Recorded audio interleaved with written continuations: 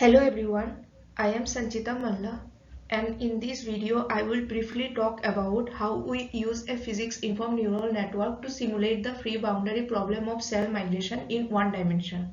Cell migration on 2D platform primarily driven by actin protein, which polymerizes at the front causing the protrusion at the leading edge, and then myosin motor protein which bounds to the actin network and causes the actomyosin retraction. Cell adheres to the external environment and detachment happens at the rear and cell moves forward. Here we assume the cell is moving with a constant velocity v in the x direction.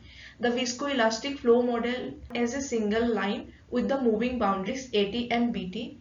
The governing equations comes from the mass conservation of actin density, momentum balance of actin flow velocity, and mass conservation of bound myosin as well as free myosin. We consider a moving reference frame with coordinate r and s. The coordinate transformation as r equals x minus vt.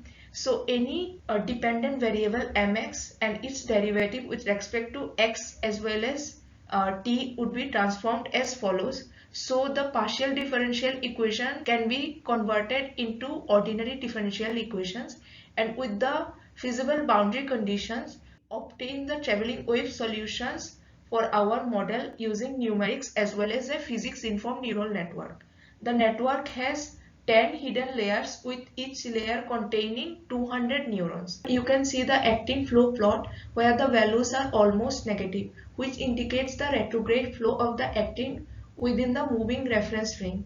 When we plot this in the lab reference frame, we observe the centripetal flow of the actin within the domain, which is in line with experimental observation. Thank you.